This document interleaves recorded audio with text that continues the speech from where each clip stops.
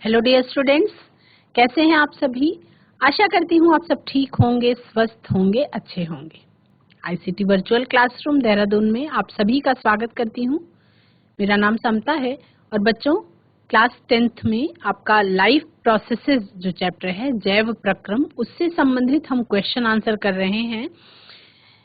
जो भी प्रश्न उत्तर हैं स्क्रीन पर आपको इंग्लिश में दिखाई पड़ते हैं और उसको मैं आपको एक्सप्लेन करती जाती हूँ, हिंदी में भी समझाती जाती हूँ, हिंदी में भी ब्रीफ करती हूँ। तो जो बच्चे चाहें वो इसको इंग्लिश में नोट कर सकते हैं प्रश्नों को, और जो बच्चे चाहें उसको हिंदी में भी लिख सकते हैं मेरी आवाज को सुन करके। चलेंगे स्मार्ट बोर्ड की तरफ और क्वेश्चन आंसर्स करेंगे हम लाइफ प्रोसेसेस चैप्टर के। प्रश्न संख्या 12 है, the correct sequence of anaerobic reaction in east is. Answer क्या था? ग्लूकोज साइटोप्लाज्म में ब्रेक डाउन होता है, पायरुवेट बनाता है और साइटोप्लाज्म में ही ये रिएक्शन फिर से पायरुवेट टूट करके एथेनॉल और कार्बन डाइऑक्साइड में बदल जाता है। ठीक है, जो ब्रेड आप देखते हैं बेकरी के इंडस्ट्री में, जो ब्रेड बनती है, ब्रेड में जो छेद दिखाई पड़ता है आपको, ब्रेड में जो होल्स छोटे छोटे दिखाई देते हैं या कभी कभी बड़े बड़े भी, वो क्या होता है? वो कार्बन डाइऑक्साइड गैस के कारण फूला हुआ होता है और जब गैस खत्म हो जाती है तो वो होल्स आपको दिखाई पड़ते हैं ब्रेड में।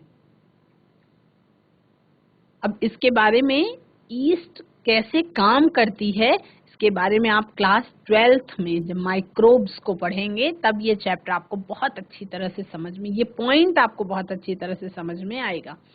अभी आपको केवल ये लिख रहा है, in yeast cytoplasm glucose is break down in anaerobic condition to produce pyruvate which is further break down to ethanol and carbon dioxide.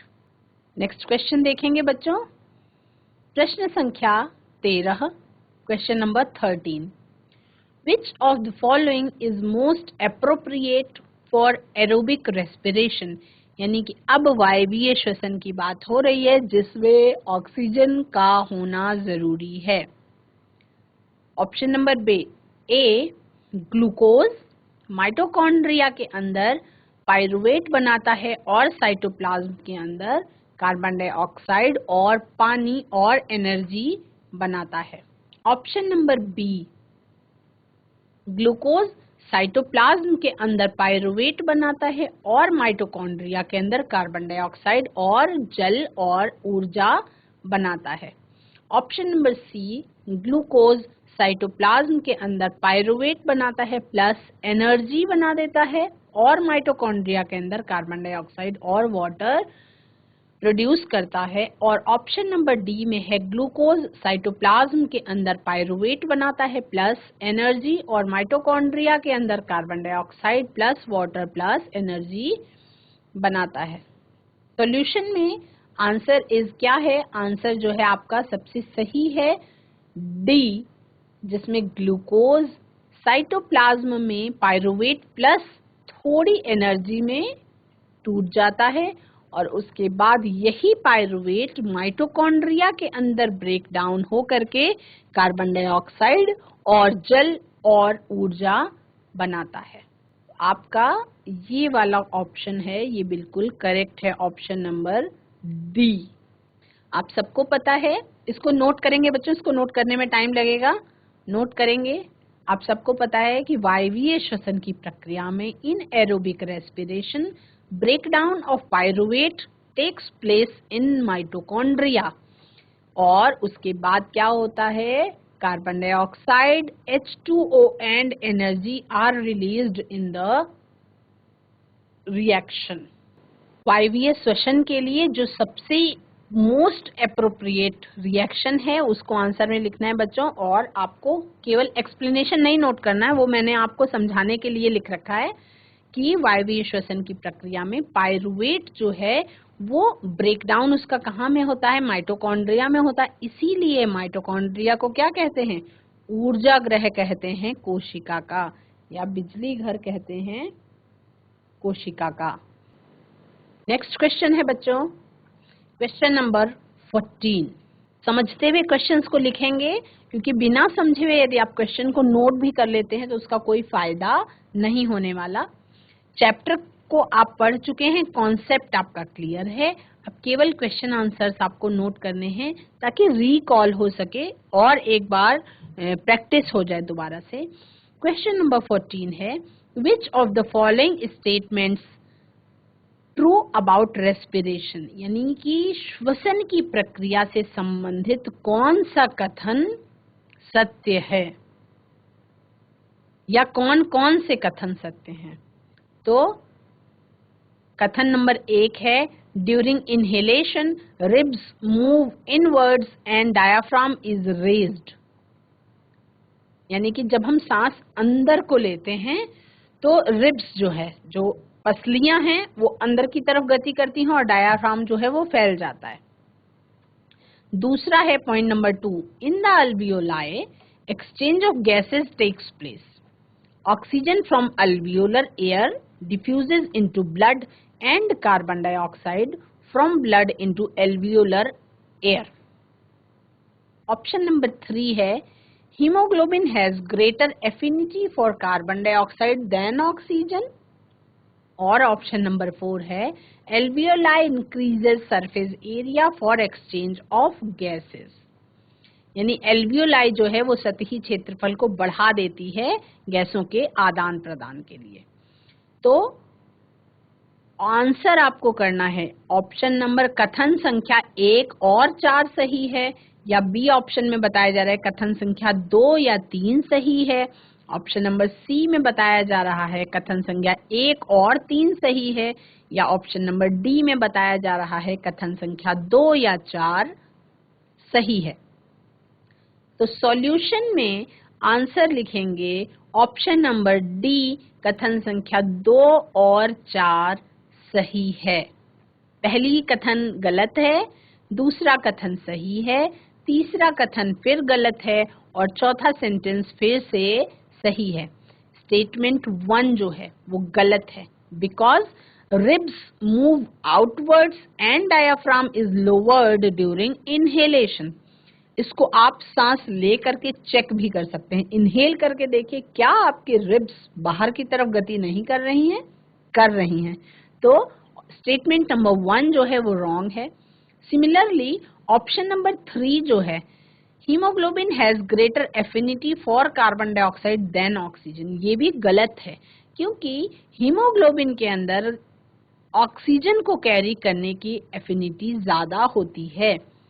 Haemoglobin, तो ऑप्शन नंबर 3 जो है, सेंटेंस नंबर 3 वो भी रॉन्ग है, because haemoglobin has greater affinity for oxygen than carbon dioxide. Explanation को आप चाहें तो नोट करें और चाहें तो ना नोट करें, इसको आप समझ भी सकते हैं। तो क्वेश्चन अगर पूरा आपका नोट हो गया होगा, तब हम, ये क्या है, ये आपका जैव प्रक्रम से संबंधित कुछ बहुविकल्पीय प्रश्न हैं जिनकी हम प्रैक्टिस कर रहे हैं। हमने अभी तक बहुविकल्पीय प्रश्नों में 14 प्रश्न कर लिए हैं। तो स्क्रीन पर जो भी प्रश्न आपको दिखाई पड़ रहा है इसको आप नोट करेंगे। नेक्स्ट क्वेश्चन देखेंगे बच्चों, question number 15, which is the correct sequence of air passage during inhalation, यानी कि जो एयर पैसेज है, जब हम सांस लेते हैं तो कौन से सीक्वेंस में वो हवा जो है वो अंदर को जाती है, सांस हमारी कौन कौन से रास्ते से होते हुए, उसका करेक्ट सीक्वेंस आपको लिखना है। तो बहुत ध्यान से इस तरीके के प्रश्नों को करते समय बहुत ध्यान से करने की जरूरत होती है। ऑप्शन नंबर ए में दिया गया है नॉस्ट्रिल्स, फिर लैरिंग्स, फिर फेरिंग्स, फिर ट्रैकिया और फिर लंग्स, यानी कि पहले नॉस्ट्रिल्स में जाती है, फिर स्वर यंत्र की तरफ से होते हुए फेरिंग्स में जाती है, फिर ट्रैकिया से होते हुए लंग्स में सांस चली जाती है। ट्रैकिया क्या होते हैं आप सभी को पता है, कार्टिलेजेस के बना हुआ एक पाइप जैसी संरचना होती है जिसमें कार्टिलेजिनस रिंग्स लगी हुई होती हैं जिससे वो आपस में चिपक ना जाए। ठीक है। बी है नेजल पैसेज, फिर ट्रैकिया, फिर फेरिंग्स, फिर लैरिंग्स, फिर अल्वियोलाई। सी में दिया हुआ है लैरिंग्स, फिर नॉस्ट्रिल्स, फिर फेरिंग्स, तो ये तो एकदम गलत हो गया, फिर लंग्स। और डी में दिया गया है नॉस्ट्रिल्स, फिर फेरिंग्स, फिर लैरिंग्स, फिर ट्रैकिया और फिर एल्वियोलाई। तो सबसे सही आपको करेक्ट सीक्वेंस लिखना है of air passage during inhalation. तो हम लिखेंगे आंसर इज डी। नॉस्ट्रिल्स में हवा जाती है, उसके बाद फेरिंग्स, फिर लैरिंग्स में जाती है, फिर ट्रैकिया से होते हुए अल्वियोलाई में जाती है। तो एक्सप्लेनेशन में क्या लिखना है? लिखना नहीं है, इसको आप समझ लीजिए, मैंने आपको समझाने के लिए नोट कर लिख दिया है। कुछ बच्चे जो चाहें वो कारण भी नोट कर सकते हैं, इसको आप नोट कर सकते हैं। Air enter respiratory system through nostrils, यानी कि जो हवा है वो आपके श्वसन तंत्र में एंटर किस रास्ते से करती है? नॉस्ट्रिल्स से आपके एंटर करती है, passes to pharynx, larynx, trachea and then to alveoli, यानी कि फेरिंग्स, लैरिंग्स और ट्रैकिया से होते हुए वो कहाँ चली जाती है? अल्वियोलाई में चली जाती है। जो लंग्स के अंदर, हमने जब श्वसन प्रक्रिया के बारे में पढ़ा था, तो लंग्स में आपने देखा था कि बहुत सारे बलून्स के जैसे स्ट्रक्चर होते हैं। जब हम सांस अंदर को भरते हैं तो वो बलून्स फूल जाते हैं, जब सांस छोड़ते हैं तो वही बलून्स खाली हो जाते हैं, है ना। तो ये जो अल्वियोलाई है वहां पे लास्ट में पहुंच जाती है हवा। After inhalation diaphragm and intercostal muscles, diaphragm जो होती है और इंटरकोस्टल मसल्स जो होती हैं वो कॉन्ट्रैक्ट करती हैं along with expansion of thoracic muscles। thoracic muscles जो है वो बढ़ती है। जब आप सांस लेंगे तो सांस ले करके देखिए ना, आपकी पसलियां बाहर की ओर गति करती हैं, which creates enough space for the air to enter into lungs। तो इसमें सही मात्रा में स्पेस बन जाता है हवा के लिए जो लंग्स में एंटर करता है। क्वेश्चन नंबर 15 का आप क्वेश्चन पूरा नोट करेंगे, सॉल्यूशन नोट करेंगे और कारण भी, एक्सप्लेनेशन भी नोट कर लेंगे, या आंसर की तरह लिख करके इसको नोट कर लेंगे। क्वेश्चन नंबर 16 देखेंगे बच्चों। ड्यूरिंग रेस्पिरेशन, आपने क्वेश्चन नंबर 15 नोट कर लिया, उसका कारण भी आपको समझ में आ गया। अब आप क्वेश्चन नंबर 16 करेंगे और क्वेश्चन नंबर 17, ये आपके बहुविकल्पीय प्रकार के प्रश्न हैं। एग्जाम में इस तरीके के प्रश्न आ सकते हैं। जब भी आप एग्जाम देते हैं बच्चों तो बहुविकल्पीय प्रकार के प्रश्न पूछे जाते हैं। तो चैप्टर से रिलेटेड जो मल्टीपल चॉइस क्वेश्चंस हैं उनकी हम प्रैक्टिस करते हैं ताकि एग्जाम में पूछे जाने पर आप कंफ्यूज ना हो। क्वेश्चन नंबर 16 है, ड्यूरिंग रेस्पिरेशन यानी श्वसन की प्रक्रिया के समय में exchange of gases takes place in trachea and larynx, alveoli of lungs। यानी कि जो गैसेस का आदान प्रदान होता है श्वसन की प्रक्रिया में वो कहाँ पे होता है, आपको उस जगह का नाम लिखना है। alveoli and throat और throat and larynx। तो इसका ऑप्शन नंबर बी सही है।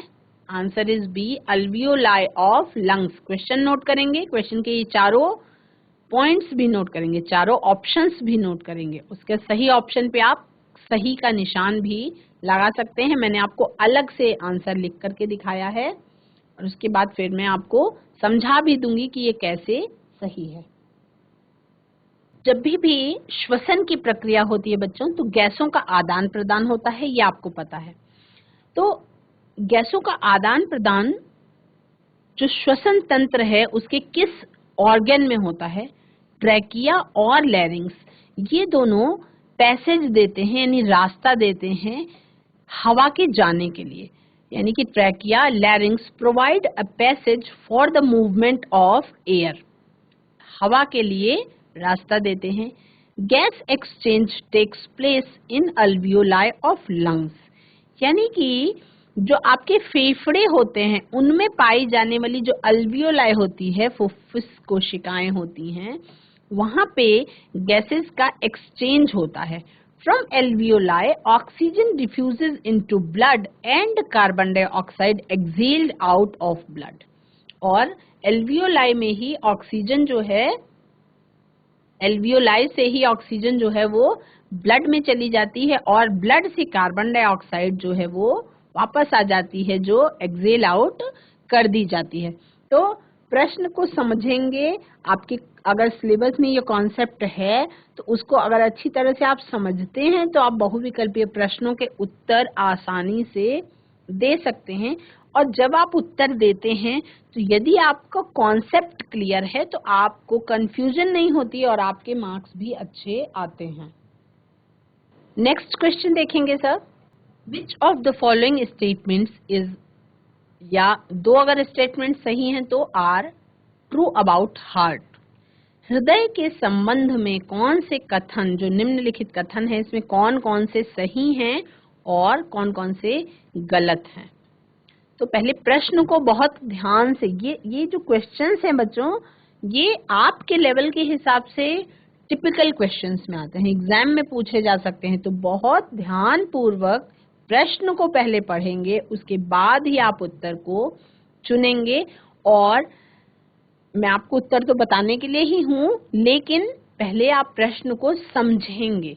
समझ में ना आने पर मैं आपको उत्तर बताऊंगी और उत्तर के साथ साथ मैं आपको उत्तर को समझा भी दूंगी। प्रश्न है, which of the following statements true about heart. प्रश्न को नोट करेंगे कॉपी में, मैं धीरे धीरे इसीलिए बोल रही हूँ ताकि आप प्रश्न को नोट कर सकें, उसका टाइम दे रही हूँ आपको नोट करने के लिए। तो बाद में आपको नोट करने को कैसे मिलेगा, तो आप साथ के साथ इसको नोट करते चलेंगे। Left atrium receives oxygenated blood from different parts of body, while right atrium receives deoxygenated blood from lungs। यानी कि लेफ्ट एट्रियम जो होता है, लेफ्ट आलिंद जो होता है, वो ऑक्सीजनेटेड ब्लड को रिसीव करता है ब्लड से और विभिन्न भागों तक शरीर के पहुंचाता है, और जो राइट एट्रियम होता है वो डीऑक्सीजनेटेड ब्लड को लंग्स से रिसीव करता है। दूसरा कथन कहता है, बहुत ध्यान से सुनेंगे, दूसरा कथन कहता है, left ventricle pumps oxygenated blood to different body parts. यानी कि लेफ्ट वेंट्रिकल, आप सबको पता है हृदय जो है, हार्ट आपका 4 चैम्बर्ड होता है। मनुष्यों का हार्ट, मनुष्यों का हृदय 4 कोष्ठकों से मिलकर के बना हुआ होता है, जिसको आप बाएं और दाएं भाग में बांट सकते हैं। हिंदी में उसको आलिंद और निलय कहते हैं, बायां आलिंद, बायां निलय, दायां आलिंद, दायां निलय। बिल्कुल 2 कमरों का डबल स्टोरी मकान जैसा होता है। उसमें आपको लेफ्ट वेंट्रिकल के बारे में कथन संख्या 2 में बता रहा है कि left ventricle pumps oxygenated blood to different body parts, while right ventricle pumps deoxygenated blood to lungs। तीसरा कह रहा है, लेफ्ट एट्रियम यानी कि बायां आलिंद transfers oxygenated blood to right ventricle. Oxygenated blood को राइट वेंट्रिकल में यानी कि आलिंद निलय में ट्रांसफर कर देता है, बायां आलिंद दाएं निलय में ट्रांसफर कर देता है, which sends it to different body parts, और उसके बाद वो डिफरेंट बॉडी पार्ट्स में भेजा जाता है। आपको सही स्टेटमेंट को समझ के लिखना है। और फोर्थ ऑप्शन है, right atrium receives deoxygenated blood, यानी कि दायां आलिंद डीऑक्सीजनेटेड ब्लड को रिसीव करता है from different parts of the body, शरीर के अन्य भागों से, while left ventricle pumps oxygenated blood to different parts of the body. और जो लेफ्ट वेंट्रिकल यानी कि बायां निलय होता है, वो पंप कर देता है ऑक्सीजनेटेड ब्लड को शरीर के अन्य भागों तक। तो आंसर जो है बच्चों वो है आपका ऑप्शन नंबर सी, यानी कि कथन संख्या 2 और कथन संख्या 4 सही है। कथन संख्या 2 क्या कहती है, उस पर सही पर फोकस करेंगे, एकदम ध्यान से सुनेंगे। Left ventricle pumps oxygenated blood to different body parts, while right ventricle pumps deoxygenated blood to lungs। यानी कि जो बायां निलय होता है वो ऑक्सीजनेटेड ब्लड को पंप करके शरीर के विभिन्न भागों तक पहुंचा देता है, और जो दायां निलय होता है वो डीऑक्सीजनेटेड ब्लड को कहाँ तक पहुंचा देता है, लंग्स तक पहुंचा देता है, ठीक है। और ऑप्शन नंबर 4 में क्या बताया जा रहा है कि right atrium receives deoxygenated blood. देखो, राइट वेंट्रिकल ने डीऑक्सीजनेटेड ब्लड को लंग्स तक पहुंचाने के लिए, तो राइट एट्रियम डीऑक्सीजनेटेड ब्लड को रिसीव करेगा और कहाँ पहुंचाएगा, अलग अलग बॉडी पार्ट्स से रिसीव कर लेगा, और लेफ्ट वेंट्रिकल जो है उसको पंप कर देगा ऑक्सीजनेटेड ब्लड को डिफरेंट पार्ट्स तक। तो पहले इसको नोट करेंगे बच्चों, उसके बाद मैं आपको ये प्रश्न समझा भी दूंगी। का आंसर है ऑप्शन नंबर सी, जिसमें कथन संख्या 2 और कथन संख्या 4 एकदम सही है। अब इसको समझेंगे। आशा करती हूँ आपने क्वेश्चन का आंसर जरूर नोट कर लिया होगा, और क्वेश्चन को भी, इसमें आपको क्वेश्चन को भी नोट करना जरूरी है। एक्सप्लेनेशन में क्या बताने की कोशिश हो रही है, ऑक्सीजनेटेड ब्लड यानी कि शुद्ध रक्त जो है वो सर्कुलेट करता है through left part of the heart.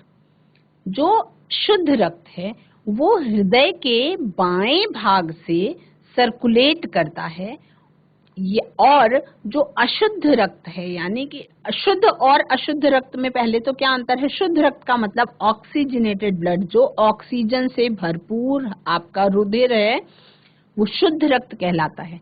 जिसमें कार्बन डाइऑक्साइड की मात्रा आ गई वो अशुद्ध कहलाया, या डीऑक्सीजनेटेड, जिसमें ऑक्सीजन नहीं है, और ऑक्सीजन नहीं है तो क्या है, कार्बन डाइऑक्साइड है। ऐसा ब्लड सर्कुलेट करता है through right part of the heart. Atrium receive करता है ब्लड को, और वेंट्रिकल पंप करता है ब्लड को आउट ऑफ द हार्ट। ये ध्यान से, एट्रियम जो है वो ब्लड को रिसीव करता है, ठीक है, यानी कि, और नीचे वाला जो वेंट्रिकल होता है वो क्या करता है, पंप आउट कर देता है ब्लड को हृदय से बाहर की तरफ, ठीक है। नेक्स्ट क्वेश्चन देखेंगे, question number 18। Question number 18 screen पर आपको दिखाई पड़ रहा है बच्चों। क्वेश्चंस ये बहुत इंपॉर्टेंट हैं, इनको आप ध्यान से नोट करते चलेंगे। मैं आपको स्क्रीन पर इंग्लिश में दिखा रही हूँ, साथ साथ आपको हिंदी में भी बता रही हूँ। क्वेश्चन नंबर 18 क्या है, what prevents back flow of blood inside the heart during contraction. क्या चीज ऐसी है जो ब्लड के बैक फ्लो को रोक देती है, यानी कि खून मिक्स नहीं होने पाता है ना। वहीं पर देखिए कितना ज्यादा अचंभे की बात है, हम लोगों के लिए सोचने की बात है, विचार करने की जरूरत है। आप क्लास 10th में आप सोच सकते हैं कि कितनी हाई ग्रेड की मशीनरी है हमारे पास, जहाँ पे हार्ट में 4 पार्ट्स में हार्ट डिवाइड होता है, और उसमें क्या चीज लगी होती है, वॉल्व्स। तो हम क्वेश्चन नंबर 18 को फटाफट से नोट कर लेंगे। आंसर में लिखेंगे वॉल्व्स इन हार्ट। जो हार्ट में वॉल्व्स प्रेजेंट होते हैं, इनके कारण ब्लड का बैक फ्लो नहीं होता है ना। Valves in the heart are responsible for only pumping of the blood, and they are not responsible in blocking backflow of blood inside the heart during contraction. जो उसके अंदर दीवारें होती हैं वो उसको प्रिवेंट नहीं करती, बल्कि वॉल्व लगे होते हैं जो उसको प्रिवेंट करते हैं ब्लड के बैक फ्लो को। बच्चों, आज की क्लास में लाइफ प्रोसेसेस चैप्टर से रिलेटेड कुछ मल्टीपल चॉइस क्वेश्चंस आप सभी ने किए। आशा करती हूँ कि क्वेश्चन को नोट किया होगा आपने, आंसर को नोट किया होगा, और उसका कारण भी आपने नोट कर लिया होगा, क्योंकि मैंने आपको स्क्रीन पर इंग्लिश में दिखाया, हिंदी में समझाया और उसको अच्छे से समझा दिया।